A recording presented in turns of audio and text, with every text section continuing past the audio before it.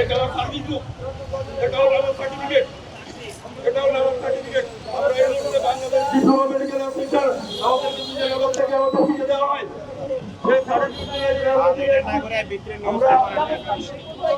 আমাদেরকে ইথিক্যাল দেওয়া আছে, আমাদের ইথিক্সের সব কিছু দেওয়া আছে।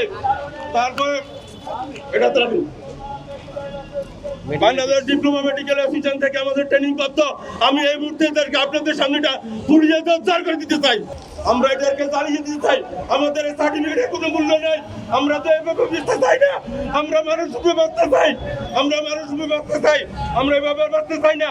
আমরা এই সার্টিফিকেট থেকে আমাদের রেজিস্ট্রেশনে বলে টানাটানি আমরা পুলিশে দিতে চাই। আমরা এই জীবন থাকতে চাই না, আমাদের এই সার্টিফিকেট দিতে চাই না। আমাদের এটা সুষ্ঠু একটা সমাধান হোক। আমরা এখানকার জাতীয় প্রেস ক্লাব আছে, সম্মানিত সাংবাদিক ভাইয়েরা আছেন, আপনাদের কাছে একান্ত করজোড়ে দাবি। আমি 1980 সালের নোয়াখালী মেডিকেল অ্যাসিস্ট্যান্ট ট্রেনিং স্কুলের ছাত্র, আর এখন গত বছর আমি এলপিআর যাই, বলো যে আমি এখন ডাক্তার লিখতে পারবো না। এটা কি ভাই, কোনো জাতি, কোনো সভ্য জাতির মধ্যে আমরা করি কিনা আমার জানা নাই। এখন এই বিরোধী বয়সে আসি, এসব ছেলেদেরকে রাশি এখানে নিয়ে আসি নিজের ইজ্জতটা বিক্রি করার জন্য। আমাদের যদি এটা সুষ্ঠু সমাধান না হয়, আমাদেরকে আজিমপুর নিয়ে যান, আমাদেরকে আজিমপুর নিয়ে আমাদেরকে ভাস্কর মেরে ফেলান। আমরা সরকারের কাছে বিভিন্ন পর্যায়ে বিভিন্ন সময়ে আমাদের দাবিগুলো উপস্থাপন করার পরেও আমরা অদ্যাবধি আমাদের কোনো দাবি সরকারের কাছ থেকে পাইনি। আমাদের প্রাপ্ত অধিকার, আমাদের অধিকার আদায়ের জন্য আমরা যুদ্ধ করেও সেই যুদ্ধ থেকে আমাদেরকে মাঠ থেকে সরিয়ে দেওয়া হয়েছে। সরকার বিভিন্নভাবে বিভিন্ন সময়ে আমাদেরকে আশ্বাস দিয়েও আমাদের কোনো দাবি পূরণ করে নাই। এই বর্তমান অন্তর্বর্তী সরকারও আমাদের বিভিন্ন সময় বিভিন্ন রকম আশ্বাস দিয়েছে।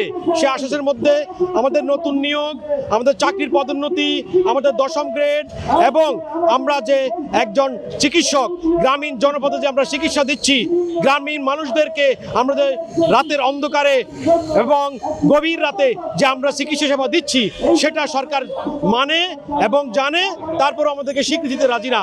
তারা ভাবে এবং তারা উচ্চ মহলের কারণে বলে থাকে যে আমরা চিকিৎসক না। রাজপথে দাঁড়িয়েছি, আজকেও রাজপথে দাঁড়িয়েছি যেন আমরা আমাদের দাবিগুলো আদায় করতে পারি। পাশাপাশি এটা শুধু আমাদের দাবি না, আমাদের অধিকার।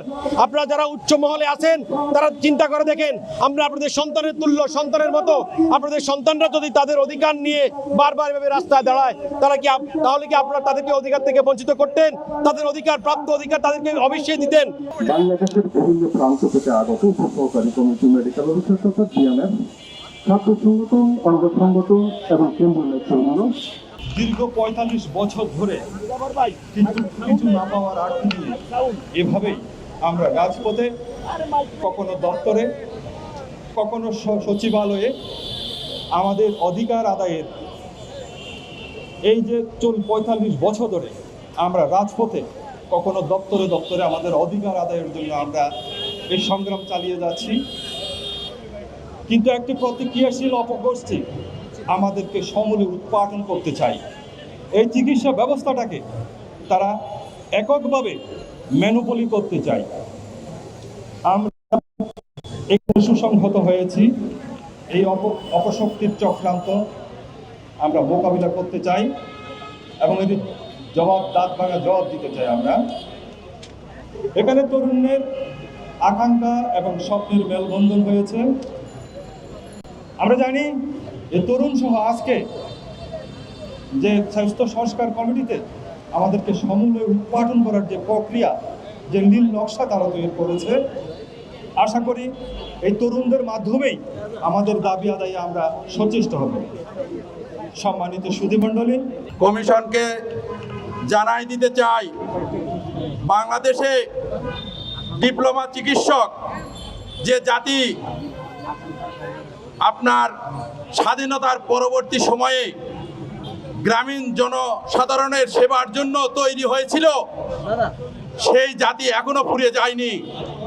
স্বাস্থ্য সংস্কার কমিশনে আবার সেই পূর্বের মেডিকেল অ্যাসিস্ট্যান্ট বানানোর একটা পরিকল্পনা পায়তারা চলতেছে।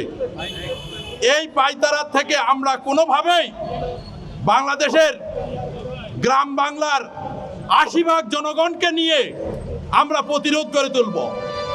যদি আমাদের উপসহকারী কমিউনিটি মেডিকেল অফিসার যাদেরকে স্বাস্থ্য সংস্কার কমিশনে সম্পূর্ণ ইগনোর করে শুধু গ্র্যাজুয়েট চিকিৎসকদের বাস্তবায়ন করা হয়েছে, সেটা কোনোভাবেই বাংলার খেটে খাওয়া 80% জনগণ মেনে নেবে না।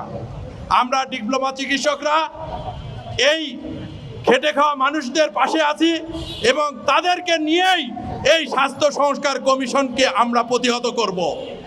তাদেরকে আমরা জানাই দিতে চাই, কোনোভাবেই আমাদেরকে ইগনোর করে যারা বাংলাদেশে 80% জনগণের স্বাস্থ্য সেবা দিয়ে আসতেছে, যারা খেটে খাওয়া মানুষ, কামার কুমার, কৃষক, সবাইকে নিয়ে সবাইকে যারা স্বাস্থ্য সেবা দিয়ে আসতেছে, আজকে তাদেরকে কেন স্বাস্থ্য সংস্কার কমিশনে বাদ দেওয়া হয়েছে?